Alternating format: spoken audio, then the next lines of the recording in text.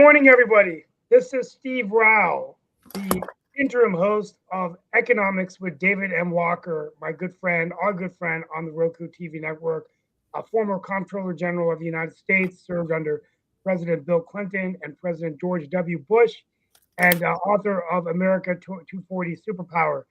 Today, the topic is living longer in retirement. David, welcome to the show, and thank you for being gracious enough to host your show this morning. Thanks, Steve. Appreciate you being with us and your willingness to be able to host the show for a few weeks while Nick is gallivanting around. God knows where. Well, David, so much to begin. I'm always a little nervous when I interview you. You're the first, cabinet level person in the White House. But you're a good guy, and I appreciate it. I managed this morning when I was running to listen to some of your podcasts that you've done on the national debt, just to get myself ready to talk about some of the issues today. But I guess we're going to go ahead and begin. I'm going to go ahead and hand it off to you and really, sort of drive the conversation. This is sort of a continuation of what we've always talked about: the national debt, trillions of dollars in our country today that we're in. Could you talk a little bit about kind of the debt and how it affects retirement? How is it different today to live longer in retirement? After you said something on one of your podcasts about how you have to get to a point where you're not working for income anymore. You're working for retirement. So right. Could you talk a little bit about that? Well, first, I think it's important to understand that for, almost 200 years of our existence, in fact, a little over 200 years of our existence, our country recognized that you shouldn't be running deficits and accumulating debt absent a serious economic downturn, absent war, or some other type of unexpected national emergency. And for the most part, that's what we did. And we believed in a concept called stewardship, which is not just living for today, but taking steps to help prepare a better tomorrow and trying to make sure that each generation has the opportunity to achieve the American dream and a better life than the prior generation. But that changed. That changed in recent decades, and now we are consistently running large deficits and accumulating debt burdens when we're not at war, when we don't have a depression or serious economic downturn, and we don't have a significant, unexpected emergency. It's just become the normal way of life, and therefore, when you have one of those other things, for example, the Iran conflict, which is technically not a war because only Congress can declare a war, then, you just pile the additional spending on top of what otherwise is going on. At the same point in time, up until 1935, the United States did not have a social insurance system for retirement income. We passed the Social Security Act in 1935. Payments started to be made in 1940. And if I can, let me give you a little bit of data, if you will, to put things in perspective. The first retirement income plan that was provided by government, therefore a social insurance plan, if you will, was in Germany in the 1870s. And Otto von Bismarck did it in part to combat the rising tide of socialism in Germany at the time. And the guy, even though he technically wasn't a politician, he was a brilliant politician in reality, because what he did is he offered a generous social insurance program that was fiscally responsible. Now, you might say, how in the world can you do that? Well, let me explain how you do that. The average life expectancy at birth in Germany in the 1870s was 37 years old. So the typical person wasn't expected to live past 37 years old. And so he offered a social insurance program that if you lived to 70, you would get a pension. Well, guess what? Not a lot of people lived to 70, but those that did lived 9.5 years. So a small percentage, and they lived 9.5 years. Subsequently, he reduced it to 65. And in 1935, when the United States passed the Social Security Act, the average life expectancy was 61.7, at birth, and the normal retirement age was 65. But for those that ended up living to 65, it was 12.5 years. Fast forward to 1983, the last time we did Social Security reform, the average life expectancy at birth was 74.6 years. And if you lived to 65, you were expected to live another 16.4. Today, the average life expectancy at birth is 79 years. And if you live to 65, you're expected to live another 19.6. And that's going up. Now, it's not all equal. There are differences by income level. There are differences by race. There are differences by ethnicity. But these are the averages. And so as a result, we've got a situation where we've got people who are living longer. At the same point in time, we have very low birth rates. We have lower legal immigration rates. And that puts a strain on the finances of the Social Security and Medicare systems, which are two primary social insurance programs for seniors. Okay. And now we've got a situation where, we expect the so-called trust funds and Social Security for the retirement income to go to zero at the end of 2032. And if we don't reform it, that's a 22 to 28% cut across the board. Medicare Part A is supposed to go to zero in 2033. If we don't reform it, that's an 11% cut in reimbursements across the board. And so we're in a situation where we have a dual problem. We have a problem with regard to our overall finances, and we have a problem with regard to the finances of our Social Security and Medicare programs.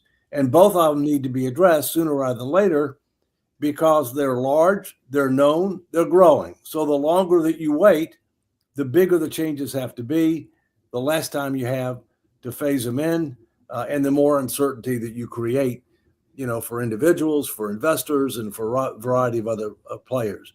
So, and last thing I would say as an opening is you got to keep in mind, Social Security was never intended to be the primary form of retirement income for people. It was intended to be the foundation that you would build on through supplemental employer-sponsored retirement programs and supplemental individual savings. Unfortunately, today, over half of people on Social Security rely on it for their primary or sole source of retirement income. Wasn't intended to be that way, but that's the way it is.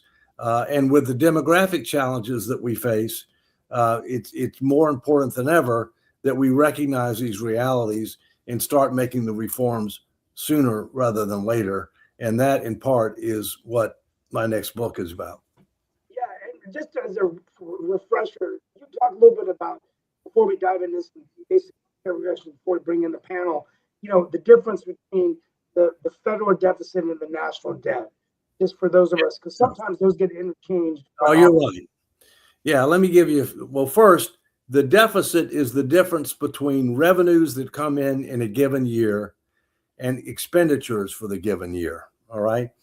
So to the extent that you're spending more than you're taking in, that's a deficit. The debt is accumulation of all activity over the years. In other words, in most years, we ran deficits. In a few years, we ran surpluses. In the first 4 years I was Comptroller General of the United States, 1998 through 2001, we ran surpluses. In 2 of those years, we actually paid down debt. But since then, we've been running deficits of differing magnitudes and accumulating debt at an increasingly rapid pace. So deficits are the annual results. Debt is the accumulation of what's happened over time. And even with those, you get different numbers. And let me give an example. Yeah, please. The federal government keeps its books on a cash basis, cash in, cash out. That's how the budget is done. But we also publish accrual-based financial statements, and the deficits on an accrual basis, where you have to consider things like pensions and retiree health care and a variety of other things. The deficits on an accrual basis are bigger than the deficits on a cash basis. And then secondly, we have the debt held by the public, which is one number. And then we have debt that's held by the so-called trust funds, Social Security, Medicare, transportation, civilian and military pensions, if you will. And so one number is about 31 trillion or so, 31.6, I think, which is the debt held by the public. And then the total debt, which is what you see on the debt clock, is about 39.5 trillion. So, it's bottom line is they're all bad. Okay. 39.5 trillion. So where are we today compared to where we were in the year? We're about 39.5 trillion in total debt subject to the debt ceiling. We're about 125% of GDP on total debt. We're about 100% of GDP on just debt held by the public. But here's what's important. It's not where we've been. It's not where we are. It's where we're headed. Let's take the debt held by the public, which is what most economists want to use rather than the total debt. All right. Right now, it's about 100% of GDP, a little over that. It's projected to go to 175 within 30 years if we don't make reforms. Okay. We won't get there. We won't get there. Okay. And it's important that we start taking steps now to make sure that we never even come close to that. Because that's third world nation status for finances. No, I mean, that's just amazing. So it used to be just a few $1 trillion. Now we're 39, $40 trillion. Let's break this down into what it means. This show is called Economics Monday. Just base economics, right? The average American today, I think in your podcast, you talked about the median income being between $57,000 and $70,000. We have typically what's happened is Republicans say, well, let's lower taxes. Democrats might say, let's increase spending. So what does that mean in terms of retirement, in terms of how it's affecting the bottom line? There's got to be a number of what does that mean to the average American today? What is this federal deficit costing them, the national debt? Well, it affects us in several ways, okay? The second largest and fastest growing expense that we have in the federal government is interest on the debt. And what do you get for interest? Nothing. Yes. So to the extent that we end up paying more money in interest, it's less money that we have for other things, whether it be for investments or whether it be for social insurance programs or whatever. Okay.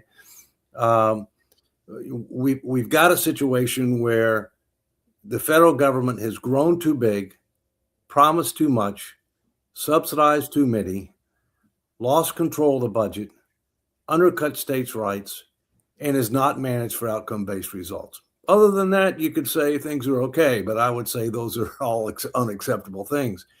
And so if we don't put our finances in order, keep in mind, the leading indicator to become a superpower and the leading indicator to lose superpower status over time has been economic strength.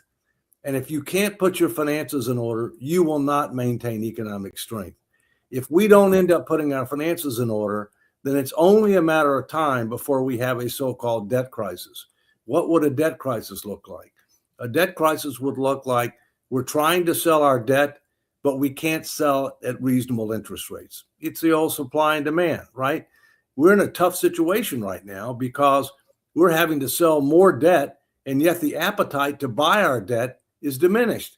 And so what does that mean? That means that you end up having to pay higher interest rates.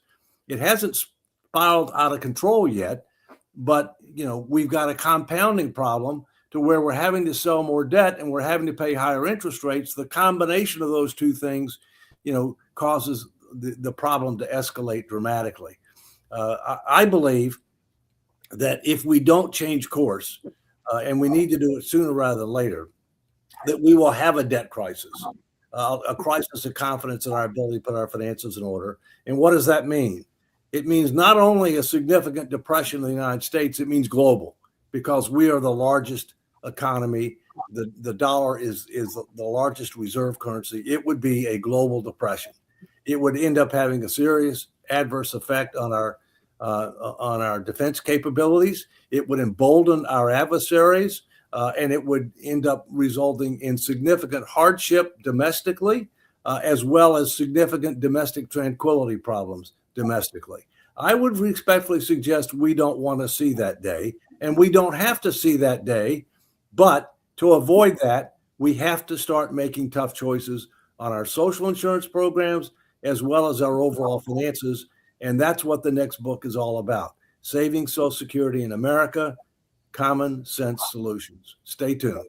Before we open up to the panel, we're gonna open up to the panel in just 2 minutes, but let's just talk about at a high level what needs to change with our Social Security system, the Medicaid, Medicare that you talked about, and maybe in your book you talk about it. So you're giving us a reason to go get the book. What are the things that we need to do from a congressional perspective? Yeah, let's start with Social Security, and then we can open it to the panel, and we can let's open up the panel. Right? Because that's first. My frustration is Social Security is the easiest thing to reform. And why do I say that? Because our young people don't think they're going to get it. They're wrong. They will get it.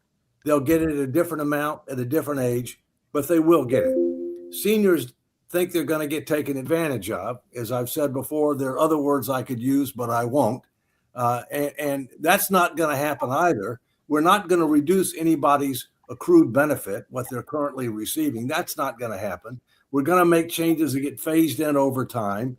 The younger you are, the wealthier you are, the more you're going to get affected. And so therefore, we have an ability to exceed the expectations of every generation of Americans. That's a win. The problem is we don't have any leadership. That will change because the Social Security Trust Fund is going to go to zero. It projected at the end of 2032. So while it's not going to be a big issue in the 2026 elections, it will be in 2028 because the next president will have to deal with it.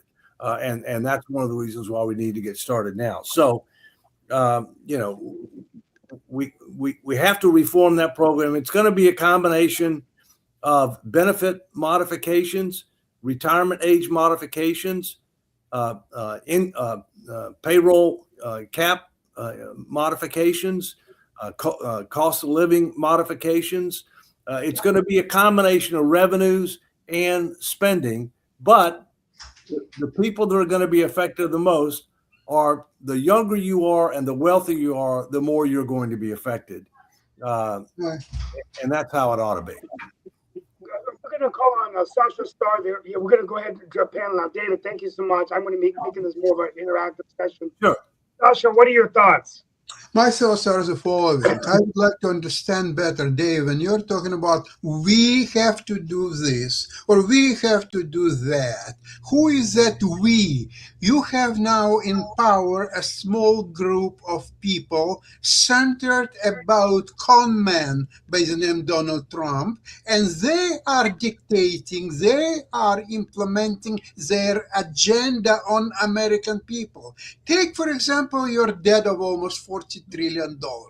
Where is it that is happening? Okay, right now there is a catastrophic war with Iran. The United States running out of interceptors for Patriot missiles, right? Each interceptor costs, I imagine, say $3 million. And you need 100,000 of those interceptors. So we are talking about $1 trillion right there.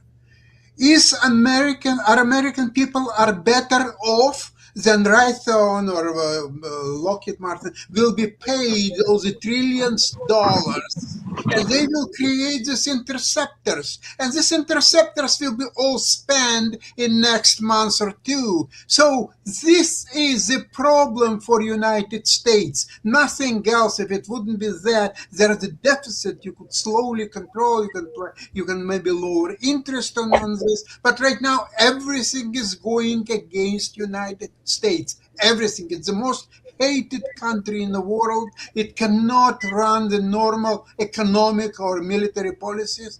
What's your thoughts, David? Well, I see you feel strongly about this, Sasha. The first thing is this.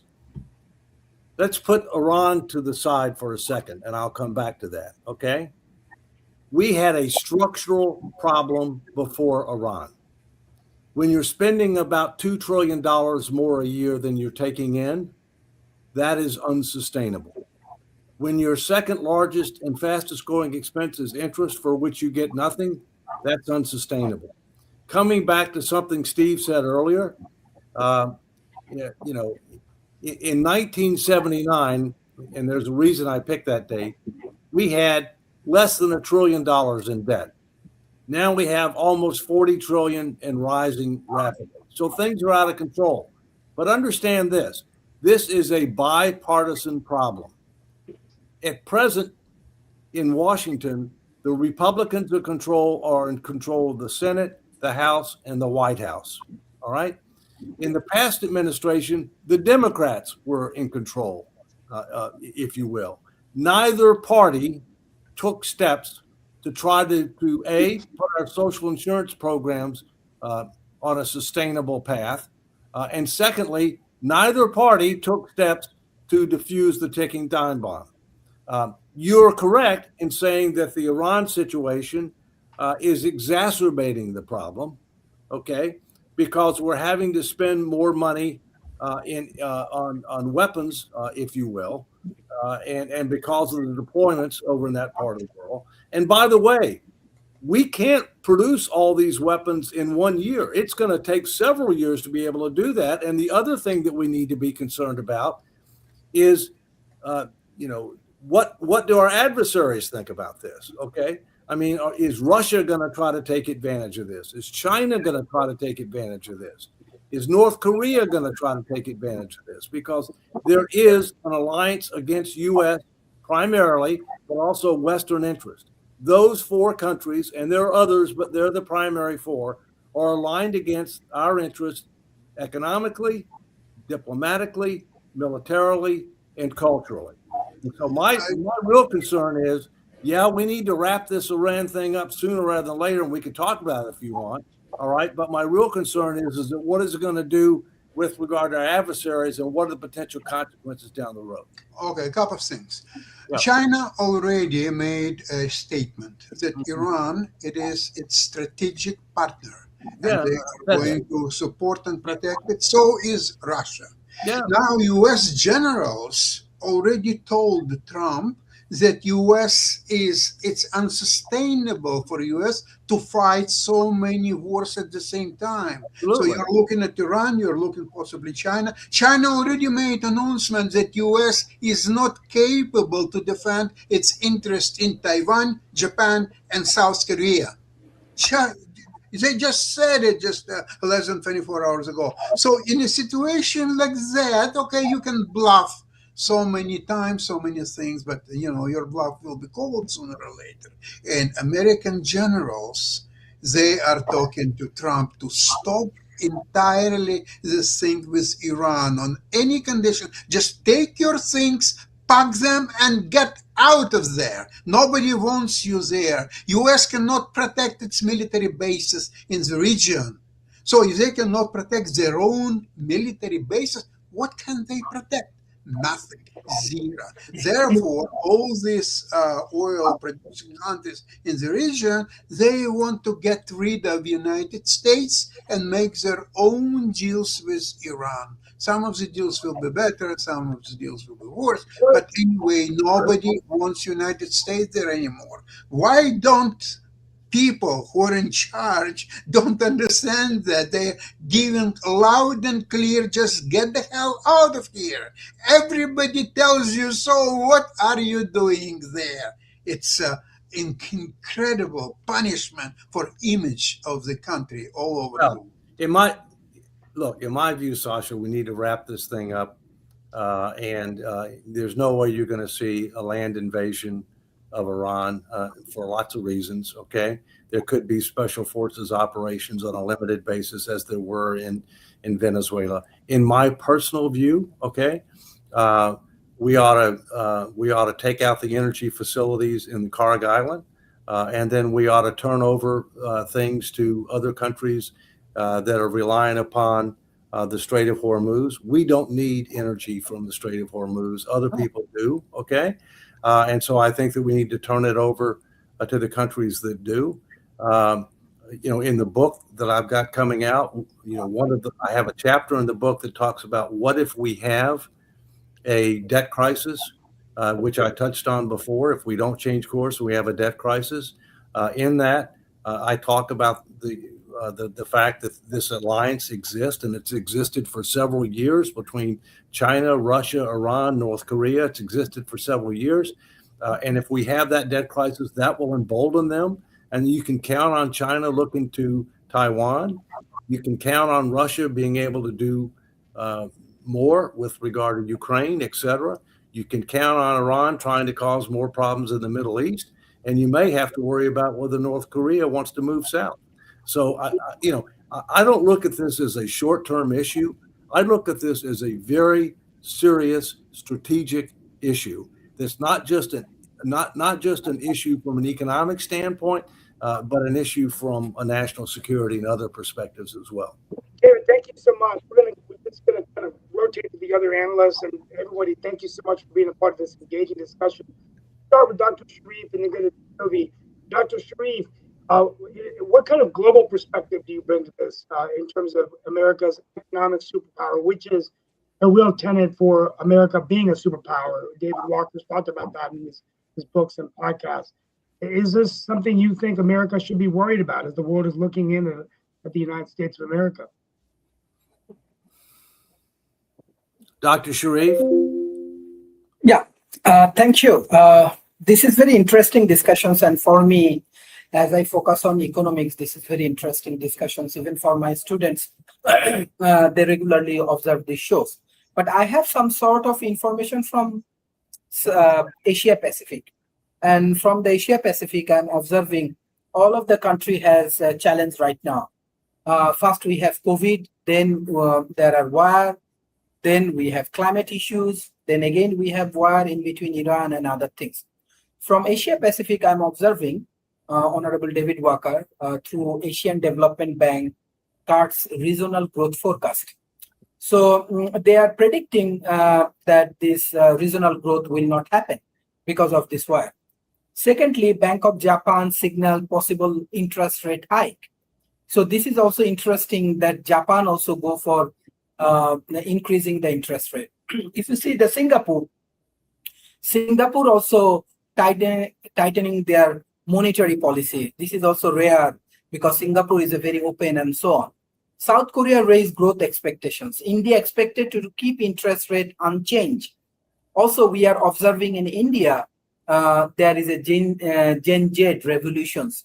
Specifically, they want the resignation of education ministers and it happened. Same way, Indonesia, we are observing central bank leadership change. So Asia Pacific supply chain remain under pressures because of this war, because of these other things. And according to IMF, global economy remain resilient but uneven. So 3% global growth is possible. So in that situations, what do you think? What should be the role of USA specifically for global peace? Because this war in between Iran and USA creating massive problem in energy sector, even in Bangladesh. It create massive problems with these climate things, even in Bangladesh, India. It's create massive problem for unrest, political power imbalancings. Every country's political, I want to say representative, let's say our prime minister, everyone has some tensions. Like there is an ally from Russia and China. There is an US ally. There is a Iran actually come up with the alignment and pressures. So how we can solve this economical, political, and climate-oriented challenging situation right now? Well, first, I would say that there's absolutely no question that the conflict in Iran has had a number of adverse implications, with regard to energy prices and the ripple effect of that. Energy is a global market. And while we meaning the United States, while we don't need the energy coming out of the Persian Gulf, we can be self-sufficient. It does affect our prices. And believe me, that has an economic impact, and that also has a political impact. And another reason why we need to wrap this thing up sooner rather than later, and definitely before the midterm elections, because while President Trump is not on the ballot, a third of the senators and every member of the House are on the ballot, and the control of the Senate and the House is up for grabs. Secondly, prices affect everybody, including us. Supplies don't affect us as much because we can be self-sufficient. Although I would note that the last administration drew down the Strategic Petroleum Reserve dramatically, even though you can debate whether or not that should have happened. It was really more for political reasons than it was for other reasons. But it is what it is. But there are other parts of the world, including Bangladesh, including European countries, that it's not just a matter of the prices, it's a matter of the supply. You need the energy. And there's a reliance on getting the energy from the Middle East. And 20 to 25% of energy comes through the Strait of Hormuz. And therefore, as I'm saying, we got to wrap this up. Okay, we got to wrap it up sooner rather than later. There's no way you're going to do regime change through air power. That's a non-starter. It was ridiculous for anybody to think about that. In fact, that's not what was promised. What was promised was to get rid of the nuclear threat, diminish their missile and drone capabilities, and to reopen the Strait of Hormuz. I think we need to focus on reopening the Strait of Hormuz. We've always got the ability to do things with regard to diminishing their nuclear ambitions, and we may or may not be able to reach an agreement on that in the near future. But we got to get the strait open, if you will, because of energy prices and because of the adverse impacts that it has in Asia and in Europe because of their reliance on the supply. And by the way, it ripples through the whole economy. The fact that energy prices are up, that affects everything. Okay. I mean, fertilizers, it affects fertilizer, it affects food prices, it affects transportation costs. And so therefore that ends up resulting in upward pressure on inflation. By the way, with regard to our Federal Reserve and monetary policy, their number one job is to fight inflation. And inflation is still higher than their target. And therefore, I think they're probably going to stay the course with regard to interest rates. Obviously, to the extent that you raise interest rates, that has an adverse effect on economic growth. But I think they're probably going to stay the course and keep rates where they are for now. David, thank you so much. And hopefully Sasha will come back. I'm going to go to Jacoby. Jacoby, thank you for being so patient. What are your thoughts about this? I know we've talked a lot about on this show as an analyst, we talk about politically where we are, Republicans, Democrats. What do you think this means in terms of just the political dialogue and discourse we're having in America, particularly for our younger generation? Well, there's a lot of nuance that we miss and a lot of nuance that we don't really cover or adding in context to certain situations. And it's understandable because, only having an hour to explain a complex situation, it's tough. So you can't add that extra context. For example, I'll touch base on but actually I don't want to go redundant because we're going to continue to talk about the Iran war. That's there. We know that's a problem, and being redundant about that would be bad because there are other bubbles or there's other issues that are causing a bubble. And I would much rather look at the whole because right now we are at a problem. You have the Iran war. You have the other wars that he's talking about starting from invasion of Cuba to so on and so forth. All that stuff is one thing. But then when you look at the energy prices, which you pointed out, the energy itself isn't the issue. It's more or less the other things that come through there from the fertilizer on. That's another issue. But then take into account the cuts that we had earlier, where when we talk about healthcare and the health of our country, in the health in our country, from measles now as an outbreak that's really becoming a massive problem, to living Oregon Trail, where we all die of dysentery because we're all pooping ourselves to death now, to all the other health problems that are coming up. So now we have a health bubble or a health issue that's creating onto that bubble. And even if you talk about the Bitcoin bubbles and so on and so forth, all these things are coming and all these things are hitting at one time. So that brings the question to a lot of individuals that are in the youth area that are looking forward to, okay, well, I'm coming into that working world and I need to navigate this and be able to get a home or be able to actually sustain or protect myself against these bubbles. And that's, I think, a solution that we need to come up with. And so, David, in your viewpoint, what is a good way for people to begin to, who are seeing these incoming crises that are coming into the working world? What are ways that you believe that they personally, because I don't want to talk on this upper level, that upper echelon, that's not where most people are. They don't care about the stock market. They don't care about all these things. They care about, can I eat?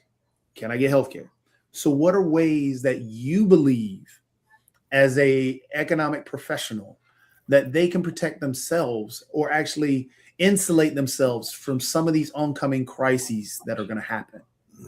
All right, let me talk macro then micro. Okay.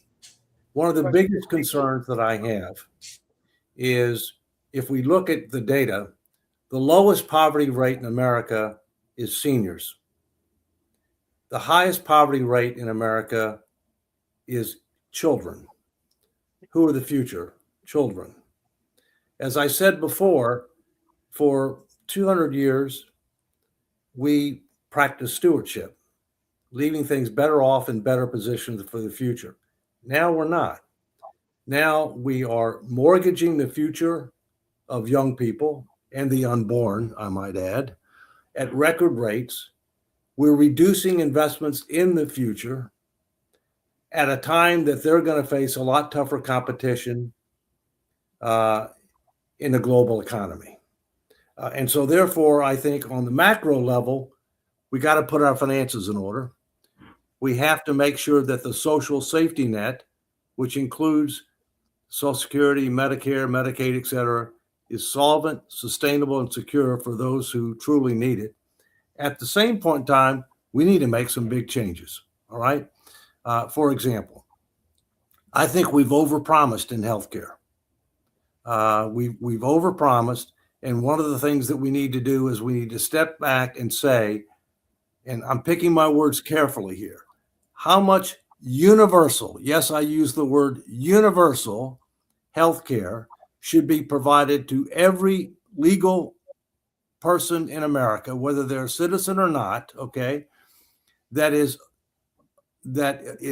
appropriate, affordable, and sustainable. What is basic and essential that everybody needs, and it's in our collective interest to make sure they have it. And I would respectfully suggest that's preventative wellness and catastrophic protection. Everybody should have that, universal. You call that Medicare for all at that level, and that to the extent that you want more than that, you get it from a variety of sources: your employer, your industry, your union, whatever it might be. But yet you then have to have an option for people who can't get additional insurance that way through the Affordable Care Act as it's reformed or something else. But the bottom line is we need to reform our healthcare system dramatically. Okay. And I love that point that Jatoli made, because the healthcare costs, I was going to ask that question. I mean, the costs are spiraling out of control. And we've had this problem with the deficit and debt, but now with costs rising, grocery prices, inflation, this is the problem that we're having. And the topic of the show is retirement, David. So what we're saying at a macro level is that the more and more of this problem that we have, we're cutting into incomes of people who are having a harder time living today than they ever have been in the modern history of this country. Yeah, but one of the reasons that our healthcare system is out of control is, number one, we've never had the discussion that I just said, how much universal healthcare is appropriate, affordable, and sustainable. And affordability is not just a matter of the individual, it's also the country, okay?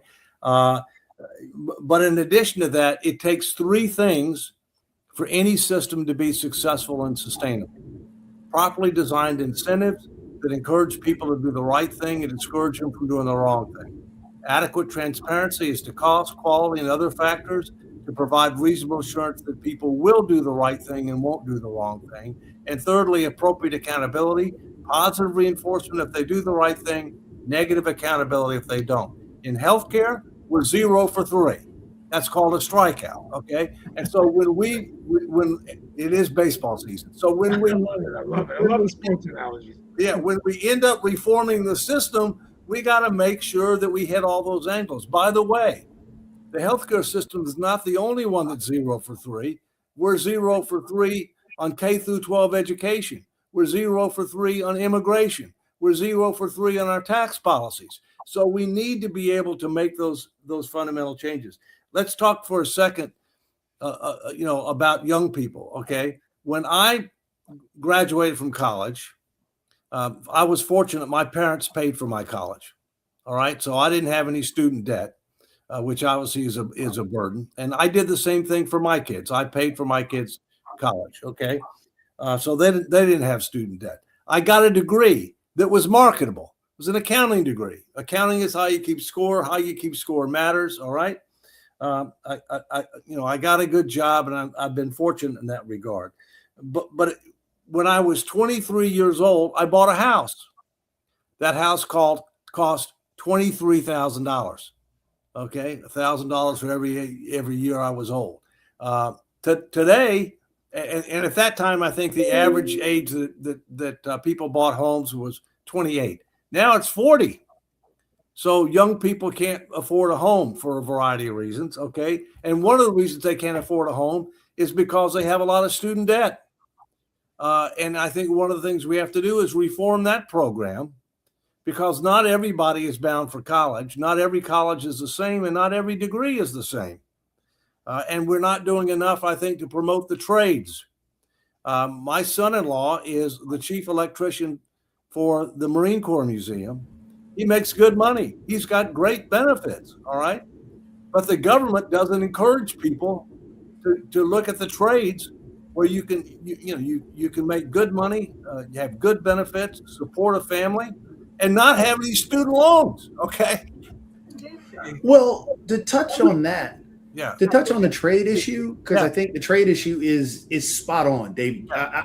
We are perfectly aligned on that, because we need people to realize that not everybody's going to be a doctor. Not everybody's going to be a robotics technician. Not everybody's going to be a NASA scientist. But we need the trades there because they are very important. One of the issues I think that we run across is that the trades have been seen and demonized as you're not making money. And money is the king of all.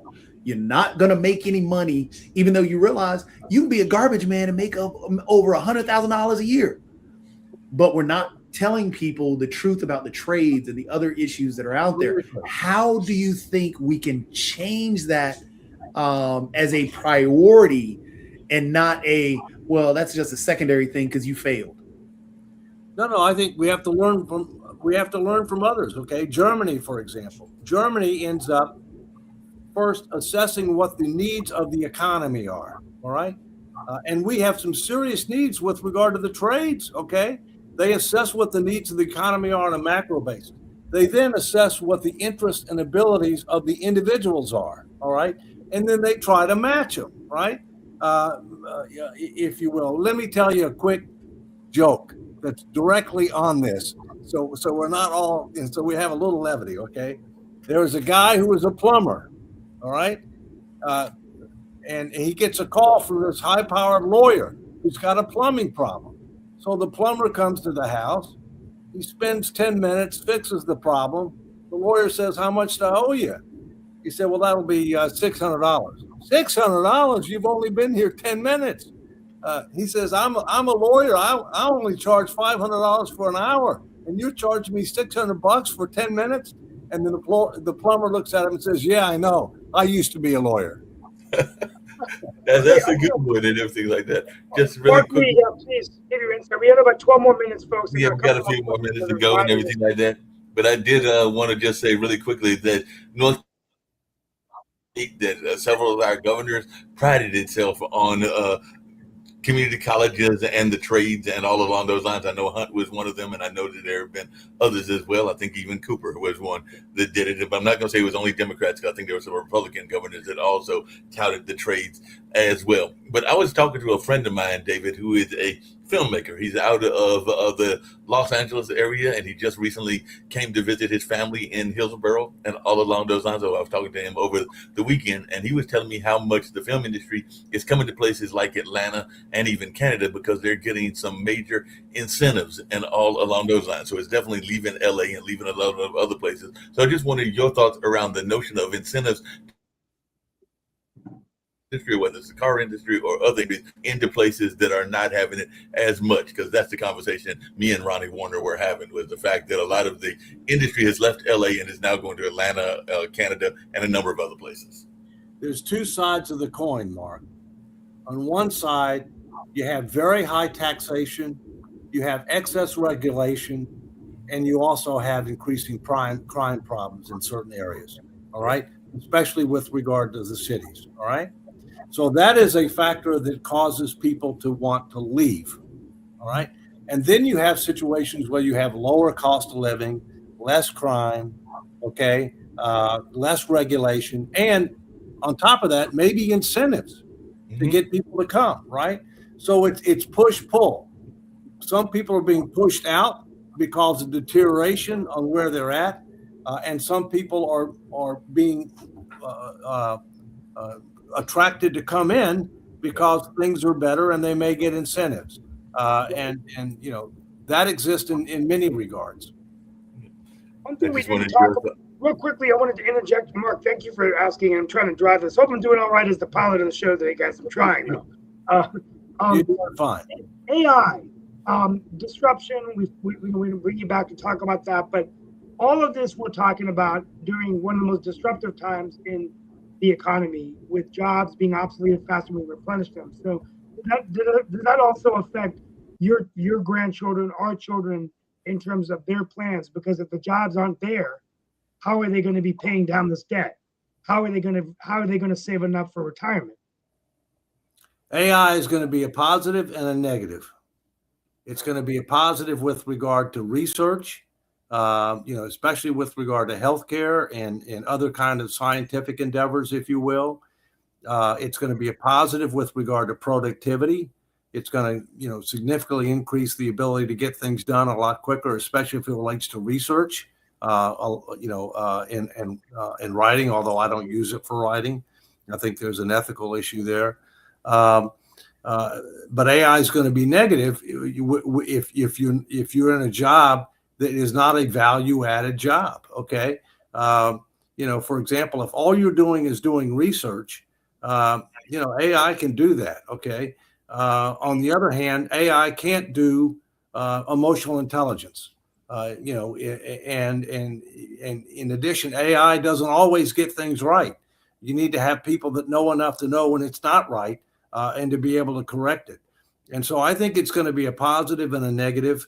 And I think one of the things that people have to keep in mind, we've already talked about the fact that we need to be promoting the trades more.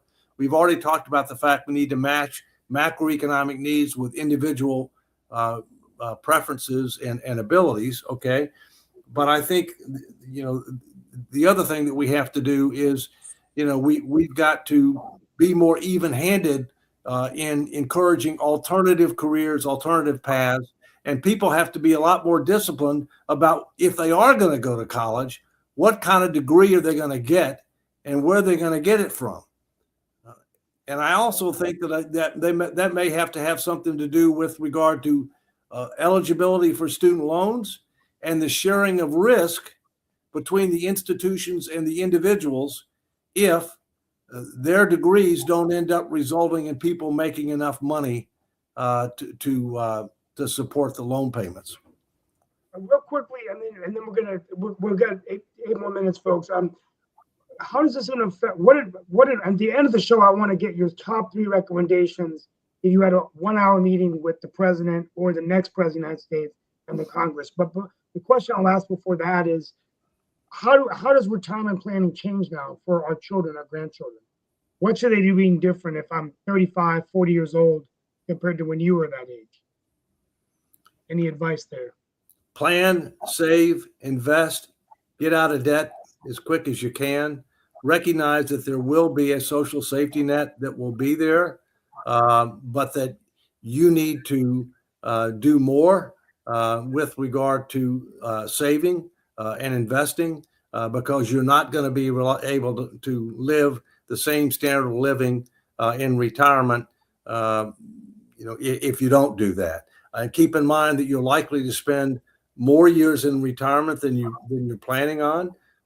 Therefore, you need to think about streams of income that are guaranteed throughout your life. And in addition to that, you need to think about working longer. We had to keep in mind, we've gone from the agricultural age to the industrial age to the knowledge age. Okay. And so people have the ability to work longer because they have longer lives. And sometimes they have to work longer because they haven't saved enough and they can't afford to retire. But in other cases, they want to work longer. And I think, coming back to what we said before, we need to make sure that we've got incentives for people to continue to contribute to the economy as long as they're willing and able to do it. At the same point in time, a sound, secure social safety net for those who can. Fantastic.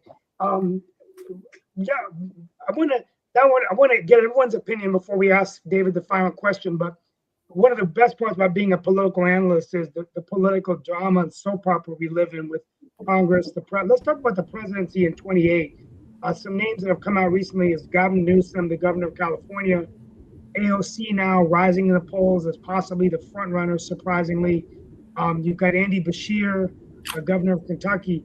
How important do you think is the Democrats and the Republicans when they nominate presidential candidates? And I'm just going to throw that out there. Governor of California, a lot of debt in California. It doesn't seem to be the right person that would talk about it if you look at the state. Not all his fault, kind of built up over years. But what are your thoughts, David, and everyone else in the panel? Who would you like to see in the White House in 2 years running against Vance or Rubio? Well, first, I'm a political independent, okay? And so I make my decisions based upon the person and their policies rather than the political party affiliation. My general view is that there's a fundamental difference with President of the United States. That is not only the commander-in-chief of the military, it's the chief executive officer of the United States. And therefore, I believe anybody who's going to be going for that job needs to have significant chief executive officer experience. Clearly, a governor does. They're the chief executive officer of their state. They also are commander-in-chief with regard to the National Guard and Reserve in their state. And so they clearly qualify. There are other people who have had CEO-related experience, either in government because they were head of a cabinet agency or another major agency, or in the private sector because they were head of a major enterprise. So I take CEO level experience as a priority. And then if you have CEO level experience, how'd you do? The one person you mentioned did terrible. Okay. Yeah, I know. I'm not going to talk about. Yeah, I know him personally. I know all these guys. Yeah. And for a political reason, I think the Democrats would be better off picking somebody with CEO experience from either a purple or red state. Yeah, well, Beshear, that's why he's rising in the polls, the governor. My final question. Yeah. Okay, that's great. I want to get everyone's input on that, but I'm going to throw it out there as a way for you to close out the show. But then just everybody chime in with what you think, any input you have. I guess my final question to you, David, and you can wait till the end of the show, is if you were with the Speaker of the House, the Congress, the President of the Senate in D.C., or the President of the United States for 1 hour, what would be your top 3 recommendations to get us out of where we are today? Well, first, I'm not going to talk about Iran. I've already told you what I thought about Iran. Okay. Yeah, for the deficit, so the economic. The 3 things are: 1, the president should form a government transformation task force that ends up looking at what government's doing, how is it doing, how is it measuring success, to propose a fundamental restructuring of the federal government to make sure that it's future-focused, outcome-based, and sustainable from a financial standpoint. That can be done through executive order. Secondly, we need a statutory fiscal commission to reform Social Security and to get debt to GDP down to a reasonable, sustainable level over the next 10 to 15 years that would educate and engage the American public, make a set of recommendations, guaranteed vote in Congress. And thirdly, we need a constitutional amendment that establishes a credit card limit on how much debt as a percentage of the economy we can take on, absent very limited and extraordinary circumstances, and that sets a target for us to lower our debt to GDP over the next 10 to 15 years with automatic target triggers and enforcement mechanisms. Those are the three things, and they're in the book and a lot of detail behind it. Looking forward to getting the book. Folks, we're winding down 3 more minutes. Everyone, you get 30 seconds to a minute to give us an insight of what you thought about this show, any ideas to give back to David Walker and anyone out there that might be running for an office, and that will not be including me. You run for office, Steve? I thought you would be a great president, but I've retired from politics for now, although I have the support of all of you. But I'm enjoying my new life, living again, and being, I guess, kind of like a David M. Walker. I'm going to write a book, going to be a media guy, maybe get on some national news shows, and hey, call it a day. Just see my children and my I don't have any grandchildren yet. I want some, but that's on my bucket list. But anyone with 2 minutes or less, what do you have to say, Jacoby? Anything else, Jacoby? Dr. Sharif, sorry. Yeah, no, thank you. This is actually very interesting discussions, but for this global challenging situation, for economic reformations, we need to work together. By World Talent Economic Forum, we are trying to develop South-South corridor and North-South corridor. This is very important. We do not need war.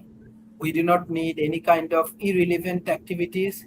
We need strong political leaders and make progress with economic collaborations. We need open society for make more business, and we need to take care of the human activities and so on. Thank you. No problem. And then Mark Lee, and then we got to close out.